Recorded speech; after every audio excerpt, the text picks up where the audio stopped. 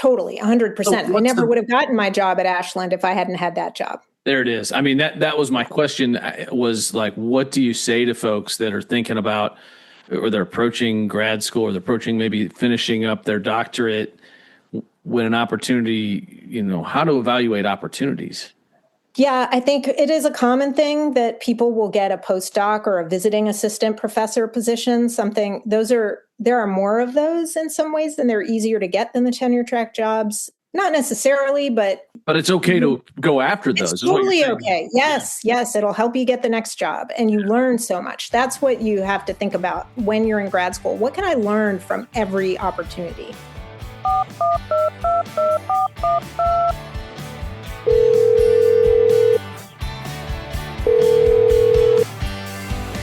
Hey everybody, this is Caller ID. We're calling about your identity, your direction, and what you're doing with your life. I'm Brandon Davis Wells. Let's dig into what we're really doing here.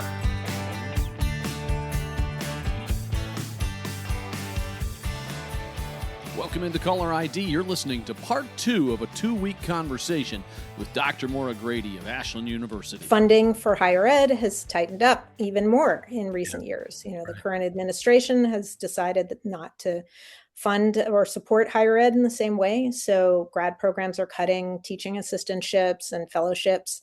But at the time, so this was in the late 90s, I went back around and talked to my undergrad professors who I'd stayed in touch with and asked for their advice. And they gave me some advice. And regionally, I was looking out west because my boyfriend at the time, who's now my husband, who you know, was planning to go to graduate school in Reno, Nevada, where his mother had been a professor. She's since retired. So he was looking to get an MBA, and he did get an MBA at University of Nevada at Reno. So I was looking at schools out west that were either a short drive or a short flight from Reno, Nevada. And I did look at Reno as well. I did apply there.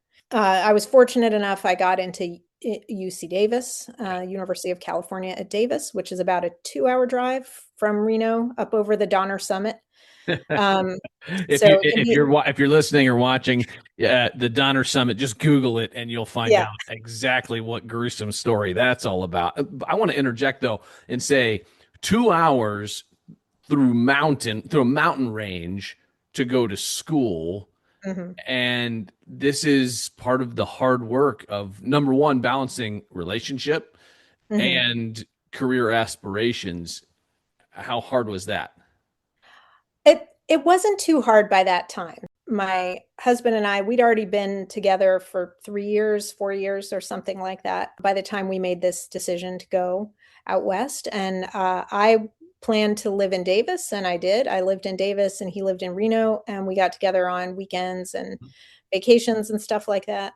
At that time, we were pretty solid in our relationship, and we were busy because we were in grad school. So it was kind of good because we were working really hard during the week on our school stuff. And then when we got together, we could just be together, and we didn't have to do all of that stuff alongside living together and having a day-to-day relationship. So it was good in a way. And UC Davis was a really interesting school. There was a lot of turmoil and turnover in my program at the time I started, a lot of which I didn't quite understand at the time, but it happened in a lot of universities where the literature program and the writing program were in one department, and then that split apart during the time I was there. It is a truth in most programs, at least it was at this time, that literature had kind of a higher position, was considered more important, more scholarly, more lofty than writing, composition, which was seen as sort of the cleanup crew. You're doing the toilet training for the students before they move on to the really important stuff of analyzing literature. That sense of a hierarchy often had real life consequences. So the people who taught the writing classes didn't have the same kind of status. They didn't necessarily have tenure or even the ability to get tenure. They didn't get paid as much. Their work wasn't as valued by the university. I think things have changed a lot since then. We made it through that time and everything worked out, and it is pretty good now. But that was kind of a rough start, disorienting to people who hadn't worked in a business before, because you don't sort of think about, as a student, the machinery of a university. You don't think of it as a business with coworkers and labor issues and management styles and all of those things. So those are real. Those are real. Yeah. Every higher ed institution. Yep. Mm-hmm. Yep. But and I had gone to UC Davis with the strong intention to study modernist British literature. That was what I had been most interested in, what I had written my undergrad thesis on, which was my writing sample to get into grad school. And there was a pretty famous scholar at UC Davis who did gender studies and modernist literature and other literature too, but named Sandra Gilbert. And I had thought, okay, well, I'm going to go there. I'm going to work with her. And then when I got there, she said, oh, yeah, I don't really do that anymore. I'm mostly doing poetry now. So I was like, oh, darn it. So I took all of the classes that I could in that area. And then I was fortunate enough to get to be a TA for Dr. Scott Simon, who is a film historian. And he was teaching a film class. And I was his TA in my second quarter. Davis is on quarters, 10-week terms. And just fell in love with that. I had always loved film. I had taken some film classes as an undergrad and just had a great experience working with him and getting to be a TA for that class. And then I started to think, oh, well, maybe I'm interested in writing about film as well as literature. And then I moved in that direction. What was the job search like when you were finished? I was fortunate. Davis had a program that was an exchange program with a university in Germany where you could essentially go and be a visiting lecturer for a year. I went to Germany for a year and taught 4 classes a semester, which was great experience because I'd only ever taught one class at a time in essay writing, literature, film studies, media studies. So after that, I came back. And there's a process in grad school. You have to take all these big exams, and then you have to write a plan for your dissertation and take an exam on the plan and have an oral defense, and you got to write the dissertation. And so I did all that and had a couple kids somewhere in there along the way. And so Tim, my husband, was working in Reno, Nevada. When we came back from Germany, he found a job working for a nonprofit there. And so we kind of wanted to stay around Northern California or Reno. And so I graduated with my doctorate in 2008. In early 2008, I interviewed for a position at University of Nevada, Reno, which was what in academia is called a term position, meaning that it's a job for just 3 years and then the job is over. It was a job that was partly teaching and partly administrative. Being the assistant director, there were 2 assistant directors for the core writing program, which is what Reno calls their first year writing program. So freshman English, it's a large program. They have a doctoral program there in rhetoric and composition, which is the field generally that it does writing program administration. So I interviewed for that job and I got that job, which was perfect because that's where my husband was already working. Was the 3-year thing, did that give you any pause, or was that were there pros and cons to that? Because, I mean, that's outside of academia. It happens occasionally in nonprofit world for like grant funded positions, or in professional sports where somebody gets a 3-year contract, or in some C-suite level folks where they might get a 2 or 3 year contract. But it's not common in most ways to know that, like, hey, 3 years, it's not like they're renewing, it's done. Like, how did you approach that? I was so excited to get any job. That's part of it, especially in this location where my husband was already living and we wanted to live. And I figured that would, maybe I could find something else at the end of 3 years. There were other positions at the university. I thought maybe I could apply for one of those when this is over. Yeah. But you'll often find these, sometimes they're called postdoc positions. So it's immediately after you finish your doctorate, they're looking to hire people right out of grad school because they are full of energy and a lot cheaper. And so this position is a 3-year position because they hire people who just finished their doctorate. They kind of get that energy out of them and then they can move them along before they have to pay them anymore. I mean, it's a win-win, yeah, right? It is. It was a total Yeah. Yeah. Awesome job for me. I mean, I cannot say enough great things Yeah. about working at UNR. I was so psyched to get that job. I had already been teaching as an adjunct at UNR from time to time while I was doing my doctorate. I also was teaching at the community college in Reno, Nevada, too, which was a great experience. So I did know some of the people there, and I was already familiar with the students and the program a bit. I think that probably helped me out. Sure. My counterpart, the other assistant director, wasn't from the area at all. I felt really lucky that I had gotten that position.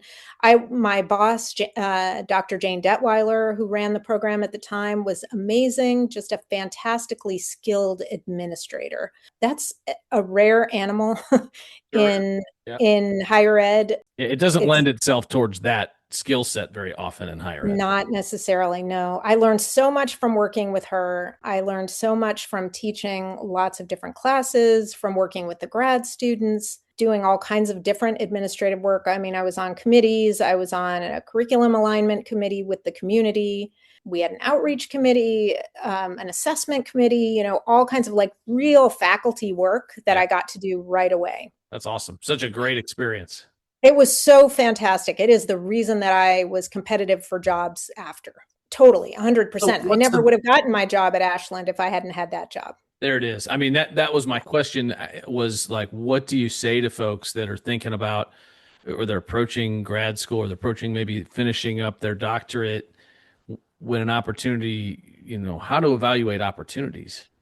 Yeah, I think it is a common thing that people will get a postdoc or a visiting assistant professor position, there are more of those in some ways, and they're easier to get than the tenure track jobs. Not necessarily, but it's okay to go after those, it's is what you're totally saying. okay. Yes, yes, it'll help you get the next job, and you learn so much. That's what you have to think about when you're in grad school. What can I learn from every opportunity? So I was on the student senate in graduate school. I learned about Robert's rules. I learned, and I've been on a lot of boards since then. That was great experience. I was the secretary for that organization for a couple of years. I learned so much doing that. I learned so much doing that Germany position where I was a faculty member in Germany for a year. I had that experience. I think that helped me get the Reno job. Teaching at the community college, teaching adjunct at a couple of different places. You just learn how to be adaptable. You learn how to plug yourself in and make yourself useful.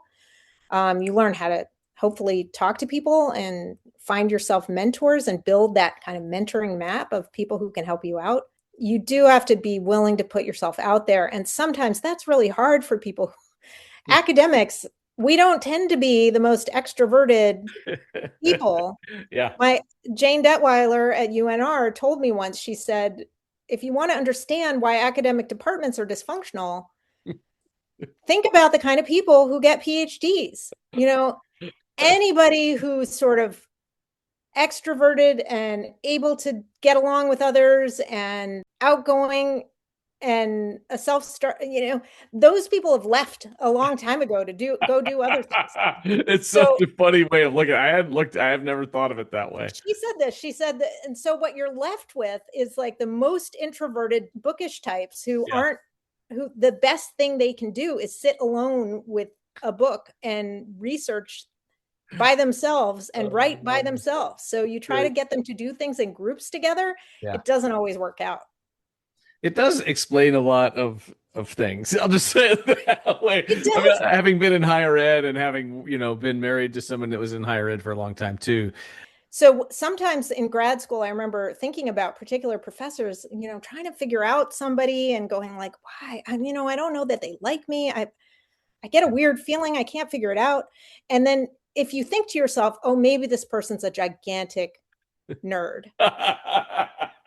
And that kind of explains it. It does. I tell my students this. I'm like, look at us. I'm nervous in front of groups of people. It takes me a little while. And I'm very honest with my students. I'm like, until I know all your names, it's like I'm standing in front of a room full of strangers every day when we come in here. It does. I mean, academia sort of lends itself towards a blurred line between what you teach or as a student, what you study and your identity. Right? Like, so how much of your identity you think is tied to being a professor? Some, but I don't think all of it. I think what I love about being a professor is the stuff that I just generally love anyway. So I love books, I love movies, I love people, Yeah. I love history. And so a lot of my work is looking at books and movies and history and people. Some of the research that I do is on film tourism. So why do people travel to filming sites? Why are people fans of things, and it makes them want to travel? I love, part of my work is talking to people about why they're doing those things. And I love it. I love talking to people. I love asking people what kinds of movies and books they like. Yeah. So I feel like my job, that's an extension of that kind of stuff that I'd be doing anyway if I were just out in the world. It does sound like you're in, I talk about it every episode, the center of that ikigai. You do love what you're doing, and you're getting paid to do it. Although people I think one of the misconceptions about professors is people often think professors make a ton of money. And I mean, No, maybe at Harvard, but but even there, it's in the publishing and getting books sold. Like even, guys like Arthur Brooks might do all right, but and that's not most writers. Most writers do not get rich writing.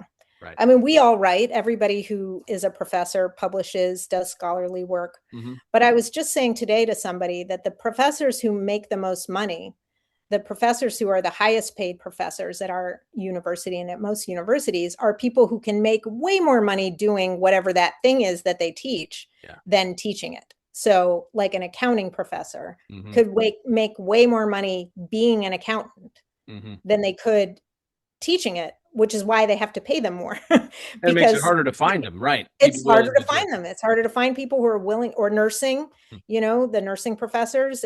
You can make much more money as a nurse than you can getting a doctorate and teaching nursing. If your job went away tomorrow, I'm going to give you a second to think about this, right? What would you do?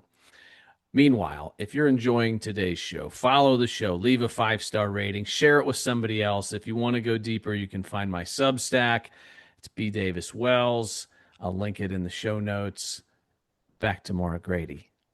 If your job were to go away for some reason tomorrow, you either the job went away or you had to quit for family reason, whatever, what would you do next? How do you think you'd handle it? I had to still make money. Yes or no? If I didn't have to make money and I could just stop working, I would read all the books that I've got piled up. I would watch all the movies that I've got saved that I haven't watched. I would do all the programming at the library. I would join every book club at the library and just read lots of books and talk to people about books. That's what I would do. Which is kind of in line with what you're doing and just getting paid to do. It's what I'm doing now. So I feel like I wish I had more time to do those non-work related things. Like what's the last book you read that was not for school, for academia? I just finished reading a book by Harrison Brown, who's a former athlete and an author, called Let Us Play, about inclusivity in sports. And co-authored by his sister, who's an investigative journalist. And it was just a fascinating read. So that's the last thing I read. I also, book clubs are great for that because other people pick the books. Left to my own devices, I tend to read things that feel like work. Like I'll read books on AI or teaching books, or, I love finding new things to teach my students. I love changing up what I'm reading. I have two things. Number one, the last book that I've read is one I'm almost done with, is a biography of Stevie Nicks, which is a fascinating book. I love music biographies. As a musician, I love to hear about people's processes. I also love to hear about the backstage stuff and all the stories, and hers is wild. You mentioned AI. How is that changing your life as a professor and people's role? I know it's huge right now. Yeah, I don't want to say that's a whole different podcast. I know. I don't want to say it's ruined everything, but it has certainly changed everything. And, the way that we've been doing things, certainly you don't want to be static, and you want to evolve, and you want to try new things, and you want to change how you're teaching because your students change. And I feel like I've done that, but this is such a radical shift that has utterly changed how we in writing programs have to do everything. I was just at a conference last weekend where I was talking to a bunch of other writing program administrators in Ohio, and it's all we're talking about. And we're so tired of talking about it because it's, at Ashland, we've overhauled our first year writing curriculum to really focus in on the skills that students need to learn if they're going to use AI later. For me, it's a real equity issue because the students who already can write pretty well are going to be much more skilled users of AI tools than the students who don't have those basic writing skills. And the students who don't have those skills, if professors are outlawing AI or looking for it, the students who have the higher writing skills can disguise their AI use better, or they can use AI in the way that it's intended to just kind of polish and shape rather than to create the entire thing. Those students who have less developed writing skills when they get to college, if they start using those AI tools, it's a lot more obvious. They're more likely to get academic integrity violations. And so it just kind of intensifies inequalities that existed before college. And that's really disturbing to me. Well, I would never have thought of it that way. Honestly, that thought never crossed my mind. And I know it's changing everybody's lives in many ways, whether they know it or not, and in many jobs. Do you think it will impact higher ed in a way that will be negative towards more professors, less professors? Like, can it help? Can it be helpful? I don't know yet. It's so hard to tell. One of the effects that it's had is we've really changed up how we teach writing. We're trying to break apart the different skills and really try to get students to invest in developing their own individual voices and pursuing topics that matter to them so that they're less likely to just feed something into an AI. Another thing is to build their confidence, because students lean on the AI tools when they feel like the way they write isn't good enough and doesn't sound right and doesn't sound academic or something, whatever they think that is. So really helping students to have confidence in their own writing voices and try lots of different things and realize it's okay to sound like yourself. That's what we're trying to do more of and reinforce that. But that's more intensive to do as a teacher. It requires a lot more constant feedback and a lot more, sort of smaller assignments that you're collecting more often and giving more feedback, conferencing one-on-one with students, giving oral tests, doing more in-class writing. We also, in writing programs, have to respond to the fact that our colleagues in other departments like history and political science and religion and philosophy are going back to blue books and in-class exams because students are using AI to write the papers and they don't want to read that. So now in first-year writing, we've got to help give them practice with doing in-class writing, because they're going to have to encounter it in their other classes. It is amazing, by the way. If you watched this video 2 minutes ago, I could see all the joy and happiness coming out of you about like books and all that. And then as I mentioned AI, and I could just see it like sap it out of your whole existence. I'm sure that it has wonderful applications. I was in a coffee shop with two colleagues here a couple of years ago, and we were talking about this is when Chat GPT first really became available, like 2-3 years ago. And we're talking about it, and we're talking about what it can do. And of course, it's all new. And I often say that I wish we could just press pause and we all get up to speed on all of the different generative AI tools out there, but they are constantly changing. And so you can never get caught up. You just feel like you're running from it all the time. But we were having this conversation and somebody kind of leaned in and said, I don't mean to eavesdrop, but I couldn't help but overhear your conversation about AI. And he said, well, I'm a marketing professional and I love these tools. They're great. I can do all these things that used to take me a lot longer. I can do them much faster. And I said, you know how to do them all the old way, and the tool's helping you do it faster. Would you hand this tool to a brand new marketing intern who didn't know how to do the old things and have them produce something and trust in it? And he was like, oh, well, no, they don't know how to do those things yet. And that's the problem. How are they going to get there? How are they going to learn to do the things that they need to use those tools well without learning it the old-fashioned way first? The students are just skipping over learning it the old-fashioned way. And so that's something that I feel like in my program anyway, we've got to kind of bring it back to basics and really get them to eat their vegetables, which they don't tend to like very much. That's a really good analogy. I think you're right. When it comes to teaching, I always ask people this question about their job and their career. What brings out your Ted Lasso, your most joyous moments, your where you're like, man, this is it. This is like I had the best day ever versus your Larry David from Curb Your Enthusiasm, where it's like, I can't believe that I just had this day and this just happened. What is that for you? I just love being in the classroom with my students and seeing them get excited about something that we're discussing. This semester, I'm teaching the grammar and usage class, which I've had some great days in there with the students when, just everybody's getting it and we're having a great time talking about this. And also we're remarking on how much we've learned in such a short time. That's really amazing, especially because it's a new skill for almost all of us in that room, including myself. People were really apprehensive at the beginning being able to master this, and they've come so far, and that's so exciting. And the other class I'm teaching is part of a study abroad program to Germany. It's a literature and film class. So we are looking at literature and film adaptations having to do with World War II and the Cold War in Germany. We were watching kind of awful film, Nazi propaganda film, and talking about the role of propaganda and talking about how this film, the impact that this film had historically. And the students just had so much to say. They were so excited. They were really interested, and they were starting to learn all the film terms that we've been learning. So it was all kind of coming together that day.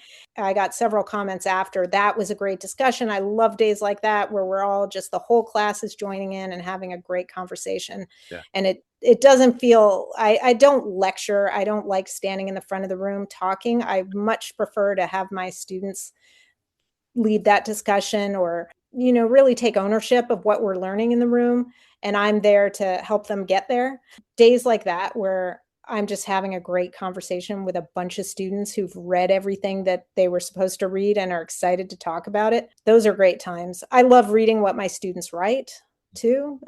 Those are some, I don't love grading. That's sort of my least favorite part of it. I wish I could just have a conversation with all of them instead of having to give them a grade. I talked with an English professor in episode 2, Dr. Mark Rankin from James Madison, who said a very similar answer. And he does Shakespearean literature and Renaissance literature. And he almost had the exact same answer that you just had about it's the worst part of the job.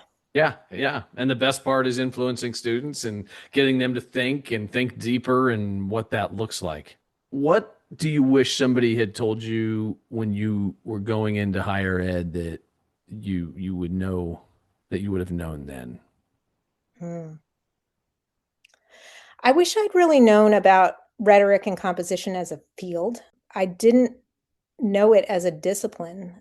I had never taken a composition class until I was teaching one, because I had taken AP English in high school and kind of skipped all of those classes in college, went right on to the literature stuff because it's a fascinating field.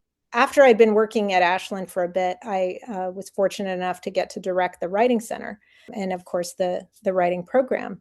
I did the Writing Center for 2 years. I've done the writing program for 10 years. And I really love this kind of work, the administrative work and the kind of research that gets done in composition and in writing program scholarship.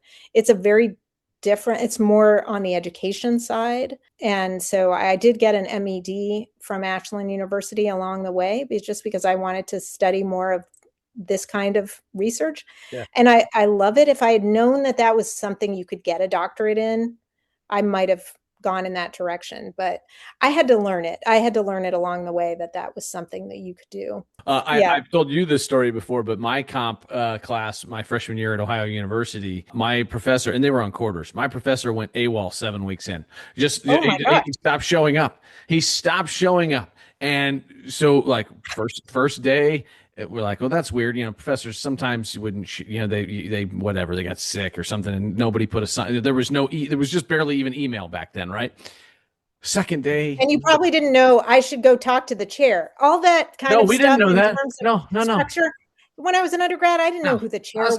Who the dean was. It was a Monday through Friday, 8 a.m. class. Oh my gosh! Yeah, and so 5 days a week. 5 days a week. It was 5 credits. Oh, Day 2, we show up, and there's 20, 25 of us. Guy doesn't show up again. We're like, what is happening? Third day, Still not there. He So I never said, showed up, or was he there at the beginning and then stopped showing well, up? he had been there for the first 6 weeks and then just stopped showing up in week 7. And Wow. so by the end of the week, we get to Friday and I was like, look, I just led the charge. I was like, look, we're not coming back. No one come back Monday. Like I think at that point I did contact the dean or the like somebody and said, yeah, our professor stopped showing up. Well, that guy went AWOL and like there was a story in the newspaper about him. Oh my gosh. He went. I've never heard this story from Oh, you. yeah. So a week later, all right, a week later, we all get an email from the dean, I think, or the chair. It says, "Hey, please show up at class tomorrow." I know you like. So we're now 2 weeks of nobody showing up because this guy stopped coming. He says, "Please come to class. Well, somebody will be there tomorrow." We show up. We're now at the end of week 8 of a 10-week quarter, Oh my and God. the chair says, look, I have your grades. We were able to contact him. He's alive. He's okay. Jeez. Right. I mean, we didn't know. We didn't know what had happened. So, he gives us he gives us the option. He says, if you like your grade, it's fine. You can take your grade and we'll give you credit for the class. If you don't, we'll give you one more assignment and it can only help your grade. And that was I looked at my grade, I had an A and I was like, I am out of here. Yeah. Oh, wow. You know, just Yeah. showing up is half the battle, I think they say sometimes. hmm one thing I didn't mention in this conversation that I do Hmm. want to say something about, teaching in the classroom is amazing. I've done some online teaching Yeah. too, which I also think is super rewarding. And you have a totally different kind of relationship with your students. Another piece of my job that has been really amazing is that Ashland has a large prison education program. Mm. And we have face to face classes at some locations in Ohio. And as part of my job, I oversee the faculty who teach there. But we also have a big online program. So Yeah. we have online classes for students who are taking their classes while they're in prisons. And that has been just an incredible learning journey for Yeah. me and for all the faculty that I get to work with who teach in that program. We've had so many incredible students, so many amazing writers come through our program for whom these classes really are life-changing. Yeah. It's a bit of a cliche sometimes. We talk about, changing lives and Yeah. getting to transform our students' minds and everything. But and every student I come across, I think this is an opportunity to really reach this student and have a great relationship and have a great conversation. But I especially want to give a shout out to our students in our correctional education program who work so hard in really tough circumstances and learn so much and are excellent students. I mean, not everybody is an excellent student, Sure. but in terms of some of the best students I've come across have been students in those programs who just are really grateful for the opportunity and work their butts off. Yeah. And so shout out to them and to all the wonderful faculty that I have who work with those students too. All right. We got time for word association. Success. Happiness. Career. Whatever you make it. Hmm. These are not good answers. Career There's can no be wrong answers. Yeah, career can be anything. I mean, I think there is not a career. There are careers and there are through lines. Yeah. And you put those together and you make a life. I don't think that there's only one career. Yeah, for I agree. people. It's why I think that the term calling can be tricky for folks. And having worked Yeah, in the Career Center for Life Calling at at Ashland University, that tripped up a lot of people. I think people think, and our young students think, and not just young people think, they've got to find the answer, the one thing Mhm. that's going to make them happy, like their professional soulmate or something. Oh, And I think that there are a lot of soulmates out there, and you can learn something from every job you have, every relationship you make when you're working. And I think all of that you're just learning. I guess career, I would say learning. Just keep learning, and that's going to be how you get to the next thing. To go back to Brian Heffernan, my great boss at Digital One Television, he said, you need to have a good story when you go in for an interview. And whatever job you had before, that's part of your story that you're going to tell. And So that's what I try to tell my students. Try to have a good story. People like stories. They sure do. Failure. Giving up. I think that's the only time you fail is when you give up.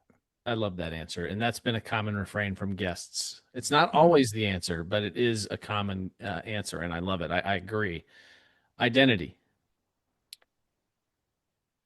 Not your job. Money. It's nice. I've never had much of it. So. That makes two of us. If it were important to me, I would not be doing what I'm doing. I'd be doing something different where I would make a lot of money. Somebody that I worked with at Digital One Television said to me, he was getting an MBA at the time. And I said, why do you want to do that? And he said, I have realized about myself that it's really important that I have a lot of money. So I need to get this degree so that I can get a different job where I can make a lot of money.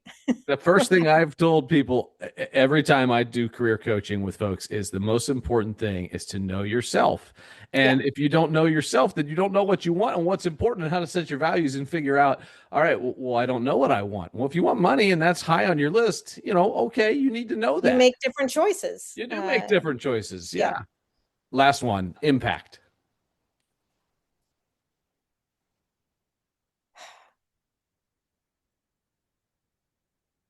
Students, I guess.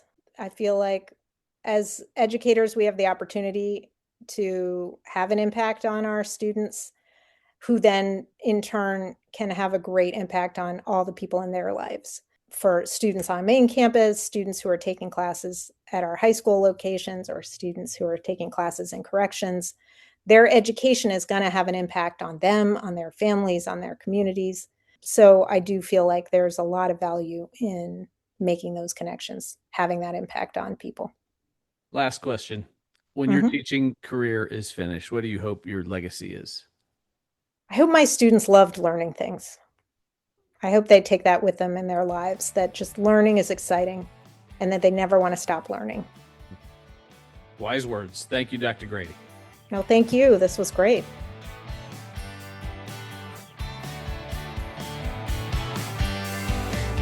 Thanks for listening to the Caller ID podcast. Please don't forget to like, share, and subscribe with all of your friends on all of your social media platforms.